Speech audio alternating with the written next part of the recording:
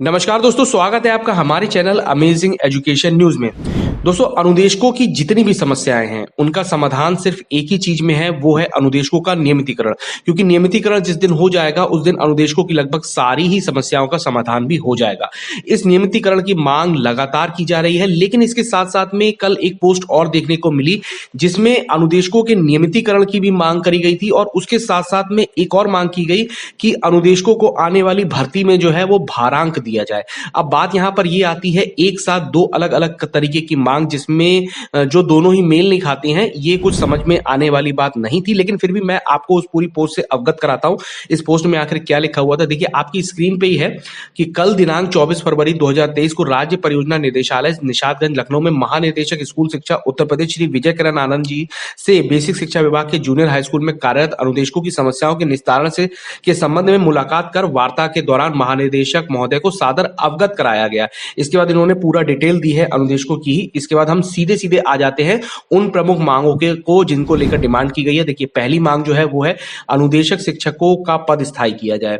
स्थायीकरण प्रक्रिया शुरू होने तक अनुदेशक शिक्षकों को न्यूनतम मानदेय 24,000 प्रतिमाह दिया जाए, जो कि श्रम मंत्रालय भारत सरकार के आदेश अनुसार निर्धारित संविदा श्रमिकों न्यूनतम मानदेय 24,000 रुपए प्रतिमाह दिया जाना सुनिश्चित हुआ था। इसके बाद जो तीसरी मांग की गई है वो है अनुदेशकों के स्थानांतरण प्रक्रिया शासनादेश, जो शासनादेश है उसको शासनादेश जो लंबित है उसका आदेश जो है वो जारी किया जाए। अब चौथी मेन मांग देखिए आप, एनआईओएस डीएलएड प्रशिक्षित अनुदेशकों को बेसिक शिक्षा की शिक्षक भर्ती में शामिल किया जाए, जो बिल्कुल जायज मांग है।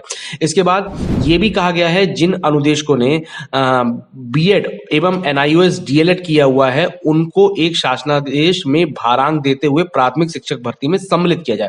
अब सवाल ये आता है कि जितने भी अनुदेशक साथी हैं, या तो वो बीएड करे हुए हैं या फिर जो बीएड नहीं करे हुए थे उन्हीं के लिए एनआईओएस डीएलएड का कोर्स करवाया गया था, तो वो एनआईओएस डीएलएड से ट्रेंड है। यानी कि जितने भी अनुदेशक आ जाते हैं उनमें से कोई भी अनट्रेंड नहीं है, या तो वो बीएड करे हुए हैं या फिर एनआईओएस डीएलएड करे हुए हैं। अब सवाल ये उठता है कि एक तरफ आप स्थायीकरण की मांग कर रहे हैं, दूसरी तरफ आप ये भी कह रहे हैं कि जो भर्तियां आए उनमें भारांक भी दिया जाए।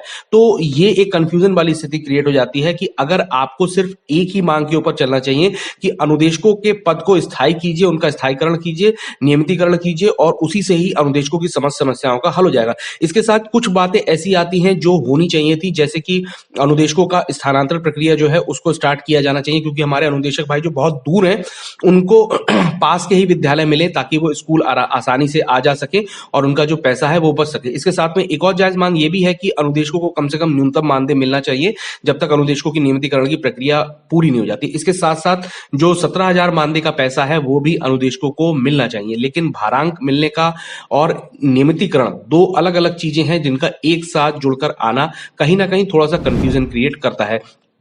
इसके साथ साथ ये मांग भी जायज है कि जो डीएलएड करे हुए छात्र हैं, जो डीएलएड करे हुए अनुदेशक हैं और जो दूसरे छात्र हैं, उन सभी को आने वाली नई शिक्षक भर्ती में भी पूरा पूरा मौका मिलना चाहिए। इसके बाद इस पोस्ट में उन्होंने लिख रखा है कि महानिदेशक महोदय ने न्यूनतम मानदेय मुद्दे पर आश्वासन दिया है कि आप लोगों का मानदेय जो है वो सम्मानजनक किया जाएगा। इसके लिए भारत सरकार द्वारा बजट के लिए प्रोजेक्ट अप्रूवल 2023-24 बोर्ड में बात रखी जाएगी, जिसकी तैयारी चल रही है।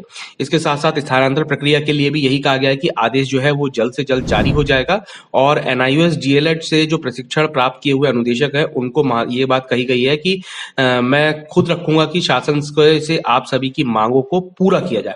देखिए, अब इसके बाद ये भी बात कही गई है कि सुप्रीम कोर्ट जो है जाने की इतनी जल्दी नहीं की जाए, क्योंकि कोर्ट में जाने के बाद सिर्फ दो ही रास्ते बचते हैं, या तो आपका काम हो जाएगा या तो काम बिगड़ जाएगा। तो ये तो एक जायज सी बात है कि जब आप किसी चीज के आगे जाएंगे तो वहां दो ही रास्ते होते हैं, या तो वो आपको ऊपर लेके जाता है या तो आपको नीचे लेके जाता है। लेकिन अभी सुप्रीम कोर्ट जाने की इतनी जल्दी भी नहीं करनी चाहिए। फिलहाल ये पूरी एक अपडेट थी, जो एक पोस्ट थी मैंने आपको जो दिखाई है। लेकिन इसमें जो दो मांगे हैं, जो दो अलग अलग मांगे हैं नियमितीकरण की और भारांक की, वो एक साथ होना ये कहीं ना कहीं गलत है, कंफ्यूजन क्रिएट करने वाला है। इससे संबंधित जो भी अपडेट निकलेगी वो लगातार मैं अपने चैनल पे आपको दिखाता रहूंगा।